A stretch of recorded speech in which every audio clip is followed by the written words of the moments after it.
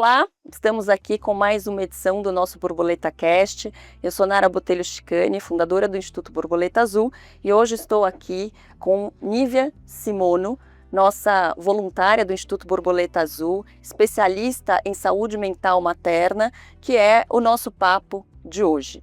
Nívia, muito obrigada por você ter aceito esse convite. Para a gente é muito especial não só ter você no nosso time de voluntários do Instituto Borboleta Azul, mas para a gente falar um pouquinho, né, sobre esse tema tão relevante que é a saúde mental materna. Tão relevante, né, que acaba desencadeando aí um movimento, uma campanha, Maio Furtacor, e a gente quer então, para começar a esquentar esse papo, que você conte para a gente um pouquinho como é que tudo isso começou, o porquê do nome escolhido, enfim. Então, conta para a gente, seja bem-vinda.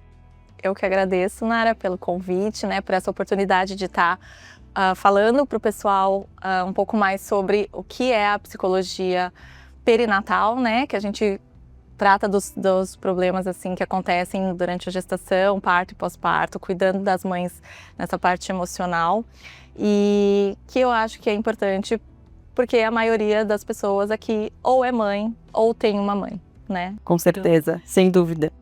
E então eu faço parte desse movimento chamado Maio Furtacor, que começou com duas mães, né, lá na época da pandemia, em que a questão da saúde mental materna ficou muito mais evidente, né, com o fechamento das coisas, as pessoas ficaram em casa, as mães acabaram ficando sobrecarregadas, aliás, elas já estavam, mas isso ficou mais evidente, né, quando elas tiveram que ficar em casa com os filhos, o marido, as coisas da casa, tudo junto, Com né, certeza. Sem rede de apoio, sem nada.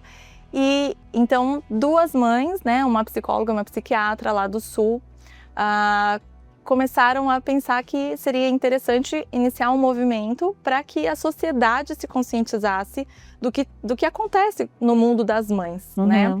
E com isso, então, elas pensaram no maio, por ser o mês das mães, né? Então, já para chamar atenção para isso. Então, no mês de maio é um mês que a gente promove muitas ações para chamar mesmo a atenção da população acerca da saúde mental materna.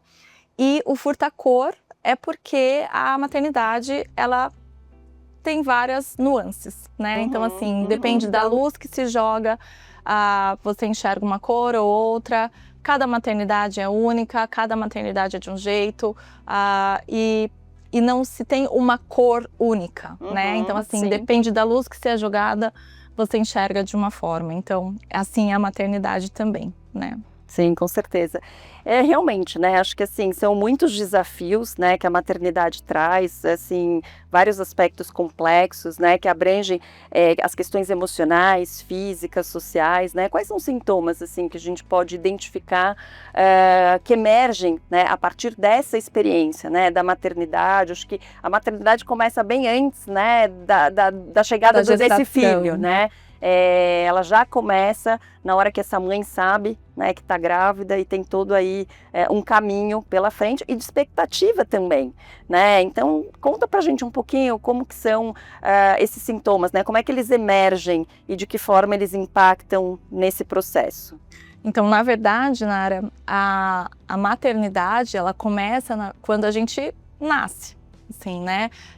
A gente está numa cultura em que a romantização da maternidade, ela acontece, né? Então, assim, a gente vive numa sociedade onde os filmes mostram que a maternidade é linda, maravilhosa, as propagandas, né, mostram famílias felizes, as mães contentes, os bebês lindos, fofinhos, e a gente vai construindo essa ideia do que é a maternidade desde quando a gente é criança. Então, quando você ganhou uma boneca, né? Verdade. E aí você foi construindo o conceito do cuidado, o que é cuidar de alguém, né? É dar banho, é dar papinha, é trocar de roupa, é trocar a fralda. Então, a gente vai aprendendo esses conceitos, e de que você ganhou uma boneca, mas o seu amigo ganhou um carrinho.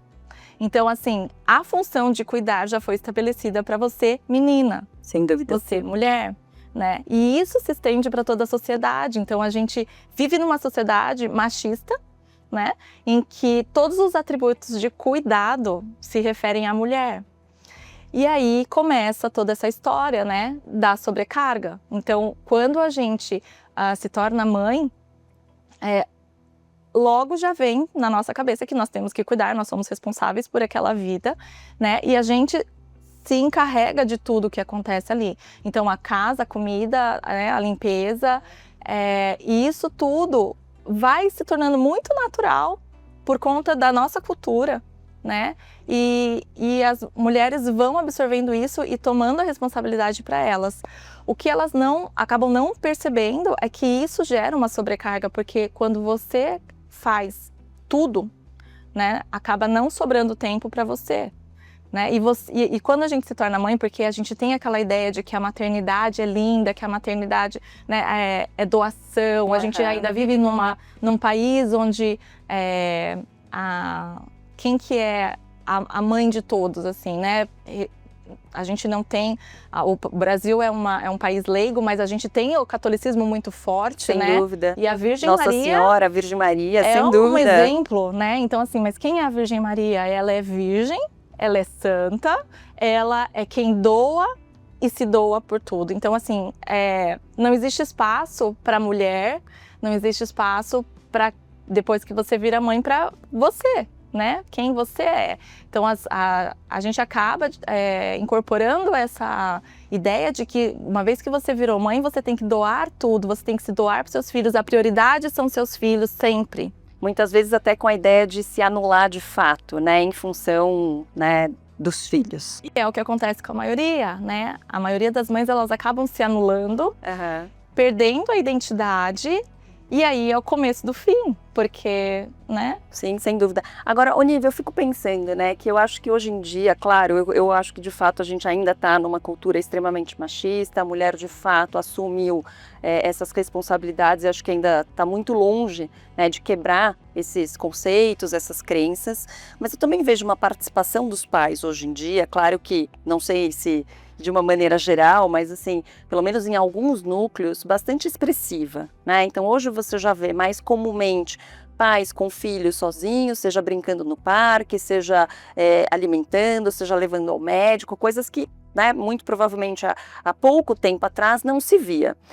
Isso é uma realidade, vem mudando, ainda é muito específico a determinadas situações, talvez mais atrelado a alguma questão socioeconômica, cultural. Como é que você vê isso?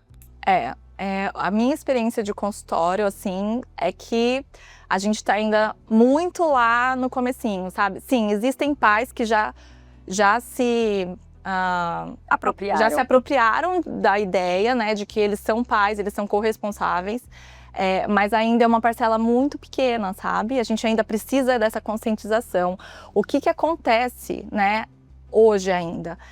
Às vezes um post mesmo que a gente coloca ali, né, na internet.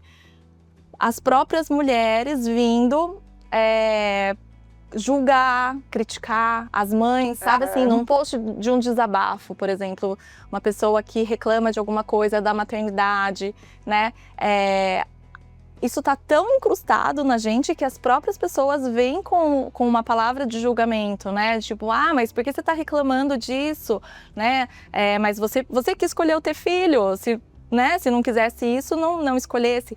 A diferença é que as pessoas não entendem que o amor da mãe pelo filho não tem nada a ver com gostar de fazer assunções maternas. Lógico, sem dúvida. Né? Uhum. E assim, e também as pessoas acabam não vendo assim que a criação acaba caindo sob a responsabilidade da mãe, quando na verdade deveria ser algo de ambos e de todos, né? O que a gente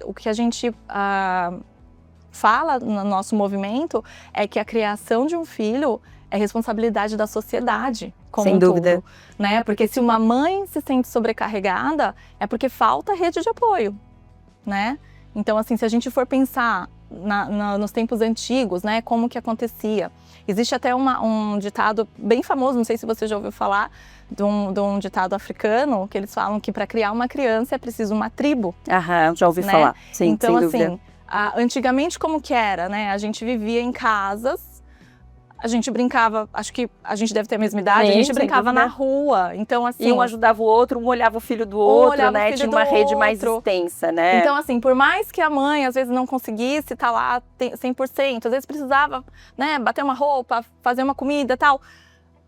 Às vezes a vizinha estava olhando o seu filho, então você podia entrar, você podia dar uma ajeitadinha na casa, ou mesmo que não tivesse a vizinha, mas a gente brincava entre as crianças, se acontecesse qualquer coisa, uma criança entrava em casa e ia lá chamar, né? Então você tinha essa maior disponibilidade, você tinha essa rede de apoio. Hoje, a gente não tem mais, né? A gente vive em prédios e, malemar, a gente sabe quem é nosso vizinho. Com certeza, é verdade. Então, assim, a gente perdeu essa rede de apoio, só que o trabalho continuou centrado na mulher, né? Nessa mãe.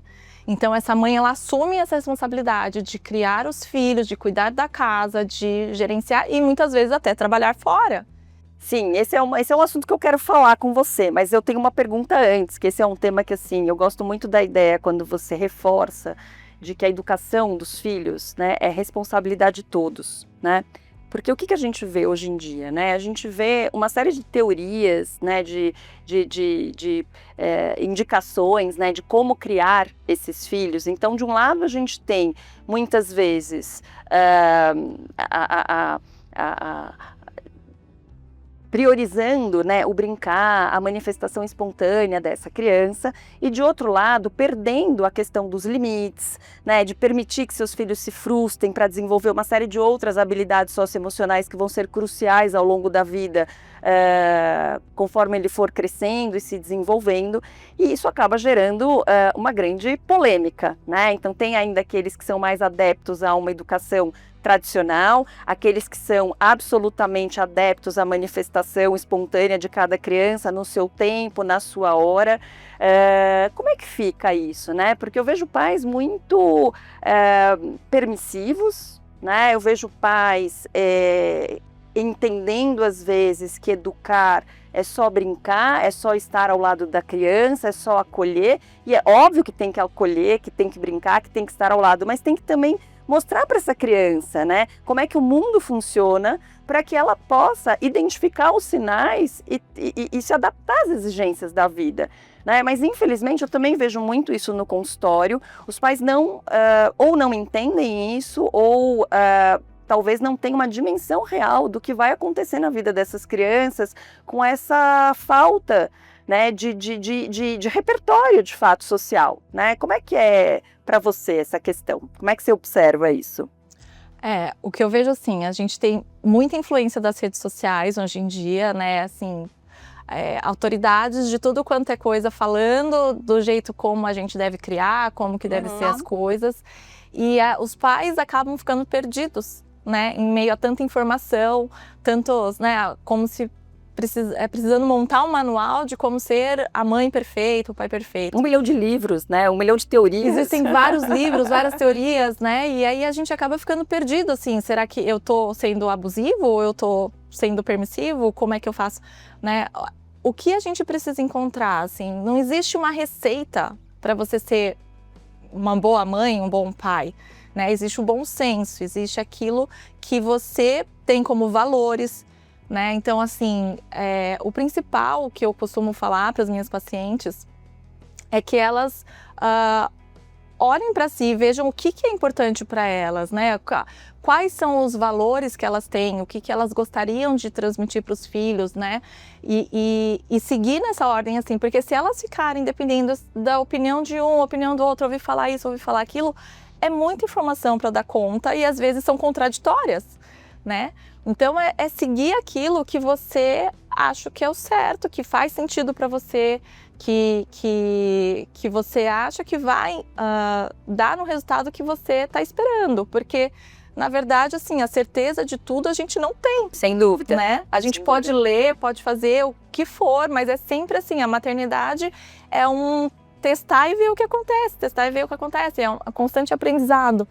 Sem dúvida. Não, e ainda mais hoje em dia, né, com a questão da tecnologia sempre presente, né, e de fato a gente vive hoje um mundo muito diferente de como nossos pais, né, de quando nossos pais eram crianças, de como nós éramos, né, de como o mundo era quando nós éramos crianças, né? Então, de fato, acho que também é um desafio entender o ritmo, né, atual do mundo, né, do próprio desenvolvimento das crianças, né? A gente vê eles tendo aí habilidades ou capacidades ou comportamentos tão sendo manifestados de forma muito mais precoce do que a gente manifestava quando éramos criança, né? Então, acho que tem realmente esses desafios. Acho que, e eu concordo com você, eu acho que cada criança está inserida dentro de uma família com determinados valores, né, determinados conceitos, mas eu confesso para você que eu fico muito assustada com a falta de limite, com a falta do não, assim, no vocabulário, porque eu acho que, de fato, a gente tem, assim,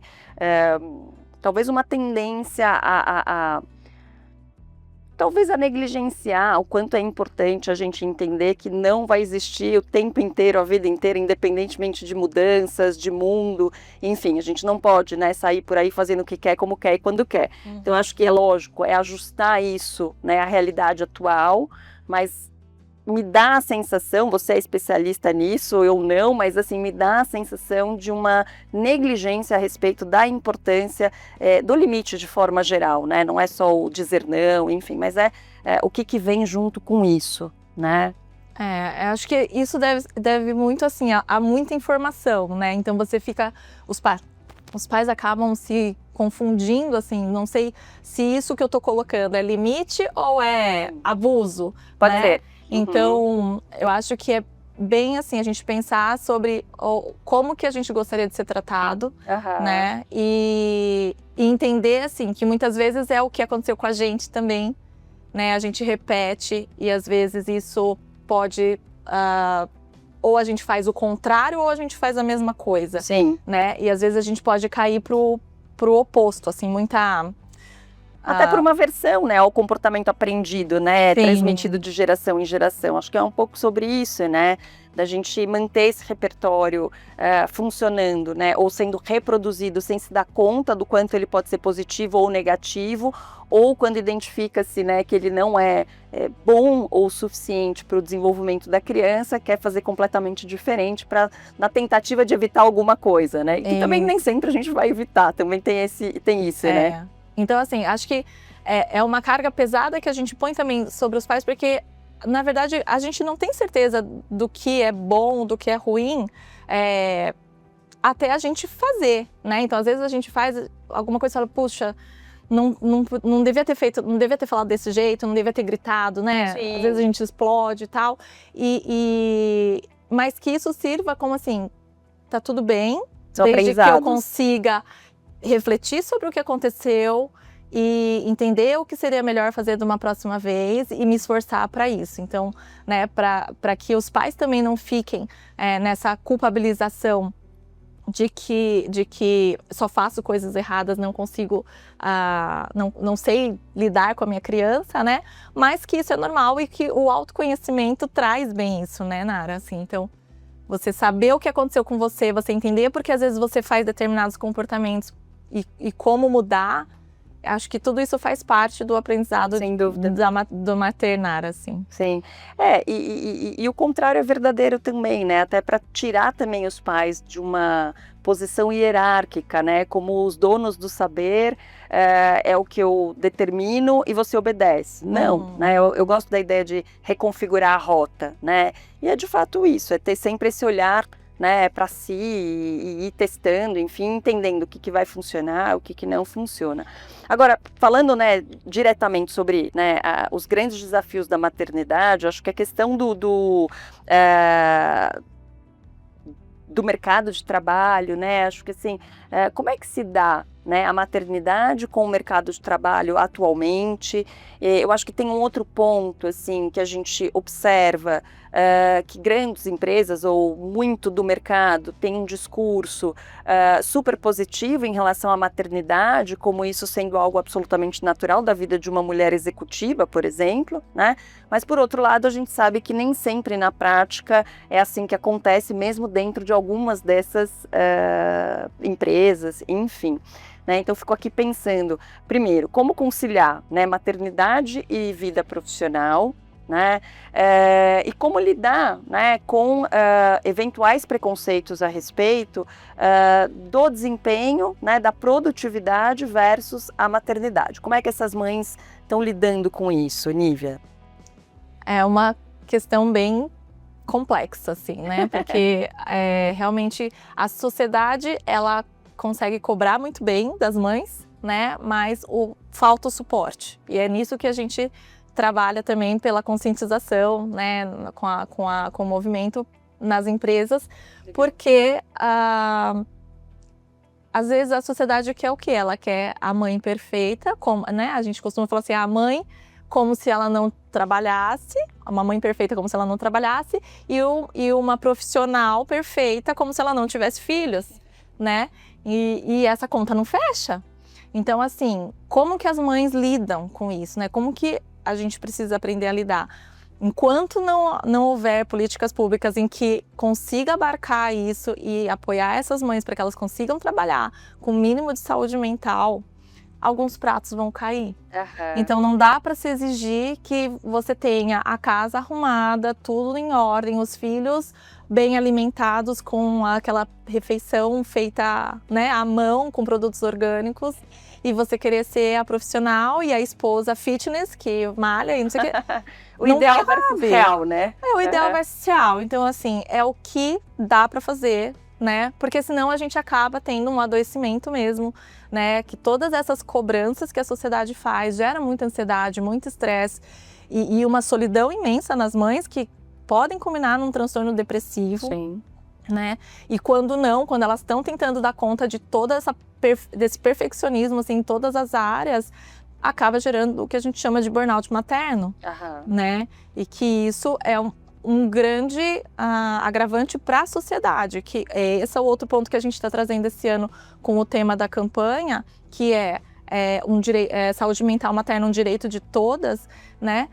Porque a gente precisa que existam políticas públicas que consigam abarcar essa mãe, que nem sempre ela tem um parceiro, muitas mães são solos, então assim, elas dependem de trabalhar assim também, e aí elas são cobradas para ser a mãe que cuida também, então assim, se você trabalhou e o seu filho ficou com quem, né? E é uma preocupação que elas têm também, né? Se eu for trabalhar, com quem meus filhos ficam? Como que eu vou trabalhar e sem saber com quem eu vou deixar meus filhos, né? E às vezes assim, tudo bem, tem a creche, tem a escola e o contraturno. Então isso que eu acho que uma coisa muito interessante assim, que a gente atende aqui no Instituto Borboleta Azul, né? O pessoal do contraturno, mas a gente precisaria de muitos mais, né, ainda, para conseguir dar conta de todas as crianças que existem, para que essas mães fiquem mais à vontade para poder ir atrás do que elas precisam fazer também, enquanto profissional, enquanto mulher mesmo, pessoas, né, que ela tem as vontades dela, então poder olhar para si também, ter um tempinho para elas, todas essas questões assim que envolvem geram gastos para a sociedade também. Sem dúvida, né? Sem dúvida. Porque uma mãe que de repente não consegue dar conta de todas essas coisas, que provavelmente não vai conseguir, em algum lugar ela vai falhar, e muitas vezes na criação dos filhos, num esgotamento mental. Então ela não consegue maternar com paciência, maternar com amor. Isso gera muita culpa nela. Isso gera, às vezes, uma mãe que entra em depressão, por exemplo, né, no pós-parto. Ela não consegue incentivar ou estimular o filho, né? E não querendo culpabilizar a mãe, mas que essa condição não permite com que ela faça as funções maternas de um jeito que seria o ideal. E isso traz agravantes que a gente sabe hoje, por exemplo, que um cérebro infantil que não foi estimulado, ele fica menor fisicamente, né? Sim. Então, assim, trazendo consequências assim, de aprendizagem, e isso onera o governo também, porque com as escolas, as repetências e aí as inadimplências que podem levar aos comportamentos delinquentes também, e isso vem tudo com, né, um retorno na sociedade, com outros gastos, e adultos infelizes, adultos insatisfeitos, adultos que não conseguem se relacionar direito porque não tiveram esse aprendizado em casa, porque não tiveram uma família estruturada, né? Então, assim, quando a gente fala sobre mães, a gente está falando de tudo isso, de tudo isso, de todas essas pessoas, assim, é a consequência sobre a sociedade, né? Quando a gente não cuida de quem cuida, não tem como essa pessoa cuidar direito das outras pessoas, né? Esse é um grande desafio, né, que a gente tem aqui no Instituto Borboleta Azul, né? Porque, assim, nosso público são famílias em vulnerabilidade social e um dos grandes desafios que a gente encontra, né, é essa mãe poder eventualmente se ausentar do seu trabalho um período que seja na semana para fazer o seu atendimento psicológico, ou mesmo na possibilidade de conseguir essa vaga, trazer o seu filho, e muitas vezes isso não se dá, né, porque obviamente ela não pode parar de trabalhar, e aí como é que ela faz? O filho não vem, ela também não se cuida, e aí a gente de novo, né, fica na mesma. Então, a gente tem tido uma preocupação bastante, cada vez maior, né, na tentativa de criar possibilidades, né, de como criar alternativas, né, para que a gente consiga que essas mães, mesmo no período, né, de trabalho, possam vir para o atendimento psicológico ou trazer os seus filhos, né, menores de idade, por conta de precisarem estar acompanhados. Enfim, mas de fato é um grande desafio, né? Acho que a questão das políticas públicas são fundamentais. O que a gente já tem, assim, hoje em dia pronto ou o que já está caminhando para algumas conquistas nesse sentido? A gente tem poucas coisas assim para o volume que a gente precisaria ter, né? A gente tem os atendimentos dos CAPs, que né, a gente consegue encaminhar os pacientes, alguns para fazer um acompanhamento psicológico ou psiquiátrico. Temos esses lugares de contraturno, né, que aí consegue dar um tempo maior para as mães poderem trabalhar também. Mas assim, é muito pouco, sabe? A gente precisaria de políticas públicas que envolvessem, por exemplo, trabalhos com horários flexíveis. Isso que eu estava pensando, para as mães, né, poderem, assim, que isso existe lá fora, no Brasil já, né? Então, algumas mães, elas conseguem trabalhar meio período. Então, é o período que a criança está na escola, ela trabalha, volta para casa, cuida. Ou tem a creche, e aí a criança vai para a creche, e aí ela consegue dar conta das coisas de casa ou dela mesma, né? Sim. Do que ela precisar fazer. Porque muitas pessoas não têm rede de apoio, assim, familiares e amigos para contar. E acho que a gente precisa pensar em como ajudar essas pessoas também, né? Esse é um dos papéis fundamentais do Instituto Borboleta Azul, né? E de fato, assim, se houvesse uma política, né, que permitisse essa flexibilidade, né, documentada, enfim, né, sempre assim nos moldes, né, como qualquer consulta médica que o colaborador tem direito de, mas quando a gente pensa, né, no atendimento psicológico, aquela questão do tratamento ser por um determinado período, toda semana, naquele horário, né, os trabalhos acabam, né, inviabilizando a possibilidade disso acontecer. E aí a gente entra numa outra questão, porque a gente tem voluntários para atender fora desse horário de trabalho, né? Mas aí ela não tem com quem deixar esse filho, porque ela tem que fazer comida. Então, assim, realmente é uma roda que vai inviabilizando.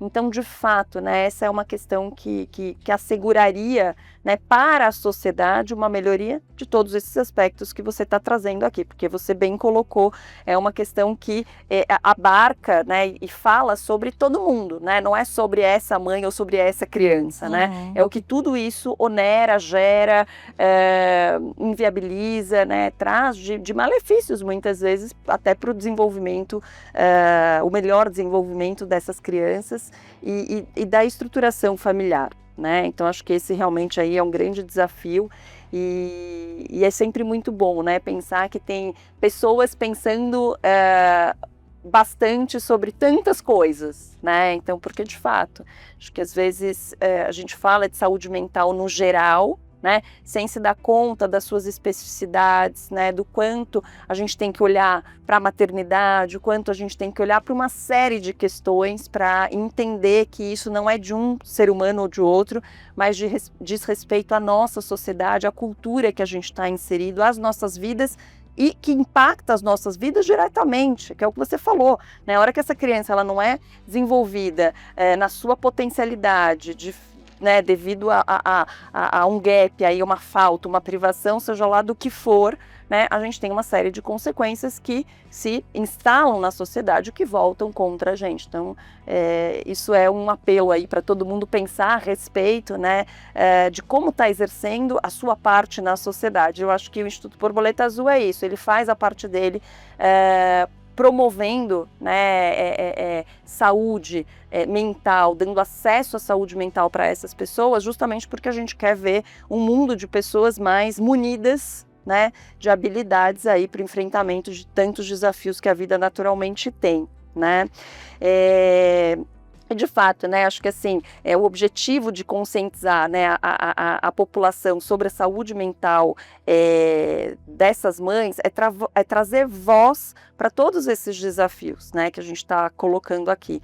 Então é de uma relevância fundamental, importantíssima. As pessoas precisam conhecer, as pessoas precisam trazer isso cada vez mais, né, a fundo. Então, conte com a gente aí para toda a divulgação, né, dessa campanha, que é muito bacana, fala diretamente com o que a gente faz, com o nosso público, né, então que a gente consiga juntos aí unirmos esforços, né, para trazer cada vez mais voz a tudo isso.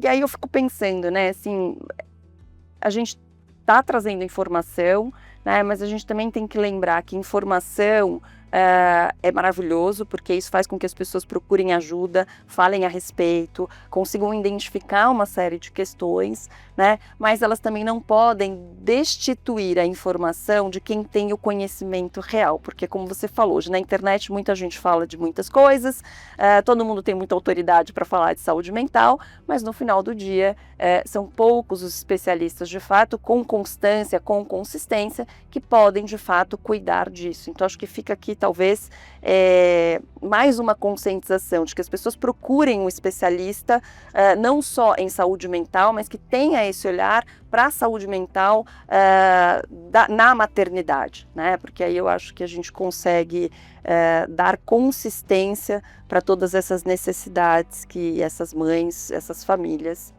precisam. Então eu queria que você trouxesse aqui uma palavra final aí para deixar com as pessoas que estão ouvindo a gente, assistindo a gente, né?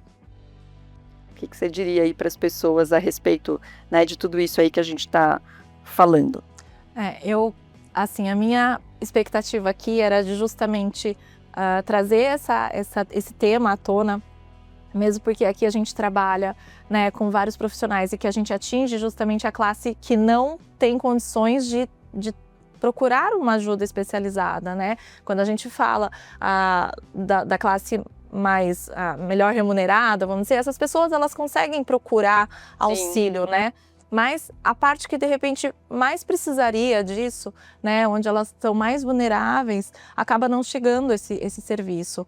Com o Instituto Borboleta Azul a gente atinge alguma parte dessas pessoas, mas assim, não basta elas procurarem também. Então os profissionais que atendem eles têm que também saber ter esse conhecimento para saber acolher essas mães também quando elas procuram, né? Porque muito do que a gente encontra hoje em dia são profissionais também que muitas vezes acabam violentando de novo essa mulher que vem em busca de um colo, de um acolhimento e encontra mais crítica, mais julgamento, né? Então, assim, trazer isso para os profissionais também aqui do Instituto, né? Que escutam a gente e tal.